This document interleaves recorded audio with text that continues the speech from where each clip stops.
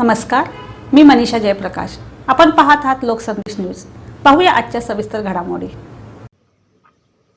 नंदुरबार जिल्ह्यातील सारंगखेडा येथे सध्या सुरू असलेल्या यात्रा उत्सवातील अश्व प्रदर्शनात नाशिक येथून आलेला रावण घोडा सध्या चर्चेचा आणि कुतूहलाचा विषय ठरला आहे। काय आहे या घोड्याची वैशिष्ट्ये पाहूयात रिपोर्टमध्ये। सारंगखेडा यात्रेत संपूर्ण राज्यभरातून विविध भागातून घोडे विक्रीसाठी दाखल होत असतात। मात्र नाशिक येथून आलेला रावण घोडा सध्या चर्चेचा आणि कुतूहलाचा विषय ठरला आहे।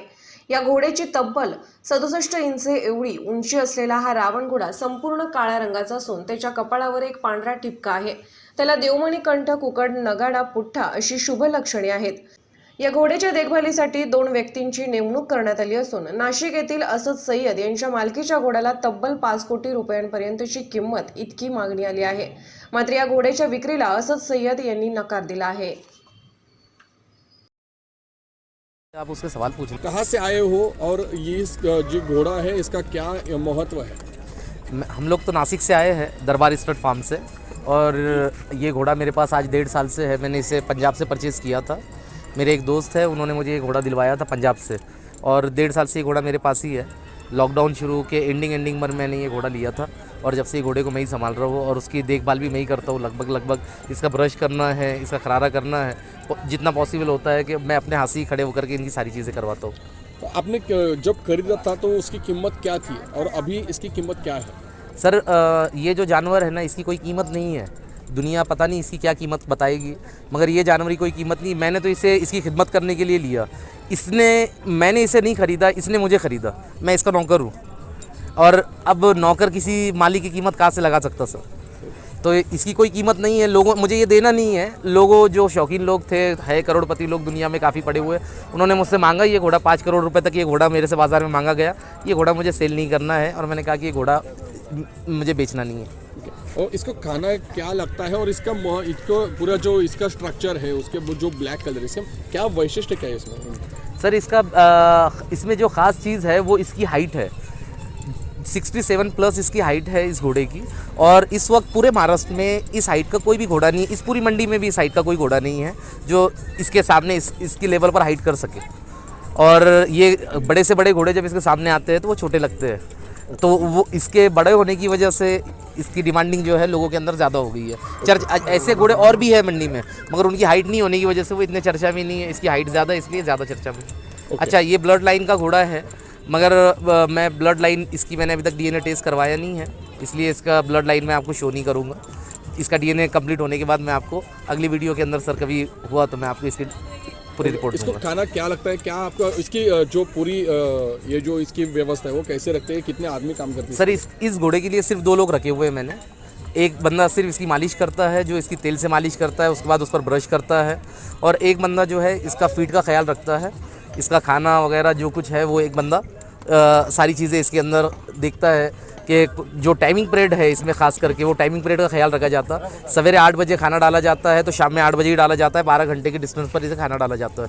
अच्छा, पानी पिलाने का भी टाइमिंग फिक्स है, तो उससे ना ऊपर हम लोग जाने देते हैं ना नीचे आने देते हैं। उस टाइमिंग के ऊपर ही ख्याल रखते हैं कि इसकी सारी की सारी चीज़ें इसको टाइम टू टाइम मिले।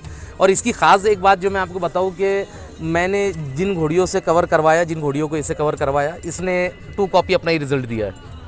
अच्छा, उसके अलावा ये जो घोड़ा है, मैंने एक चीज़ देखा, कुछ घोड़े होते हैं जो किसी को करीब आने नहीं देते। ये उन्हीं में से एक घोड़ा है, मगर मैंने देखा कि मैंने इसे मोहब्बत की ना, तो ये किसी स्टड फार्म में किसी को करीब आने नहीं देता है, मगर ये कि मैं जब भी आवाज़ दूंगा, दूर भी होऊंगा, तो ये मेरे पास चल करके रिटर्न आता है। काय सांगाल एकंदरीत यावर्षी कसा प्रतिसाद आहे घोड्यांच्या यात्रेला, आणि काय नेमकं वैशिष्ट्य या वर्षाचं? करोनाच्या पार्श्वभूमीवर प्रशासनाने दिलेल्या नियम व अटी शर्तींच्या याच्यानुसार हे इथं अश्व बाजार यावर्षी भरलेला आहे। आणि यावर्षीच्या अश्व बाजाराला खरं म्हणजे गावापासून लांब प्रशासनाने घ्यायला सांगितलं, म्हणून आम्ही थोडा लांबवर हा बाजार यावर्षी एका नव्या जागेवर भरवला आहे। यावर्षी घोडे थोडे याच्यामध्ये कमी आलेले आहेत, कारण त्याला परवानगी उशिरा मिळाल्यामुळे थोडा शॉर्ट टाईम मिळाला, आणि मग व्यापाऱ्यांना घोडे खरेदी करायला आणि इथं आणण्यासाठी वेळ कमी मिळाल्यामुळे घोडे इथं जवळपास दरवर्षी 2700 ते 3000 घोडे असतात। यावर्षी 1200 ते 1500 घोडे इथं दाखल झालेले आहेत। काय नेमकं दरवर्षी काही ना काहीतरी नवीन वैशिष्ट्य असतं. या वर्षाचं काय नेमकं असं वैशिष्ट्य आहे? कुठला घोडा आकर्षणाचा विषय ठरला? यावर्षी कसं आहे की आम्ही दरवर्षी हॉर्स शो म्हणजे अश्वप्रदर्शन ठेवत असतो.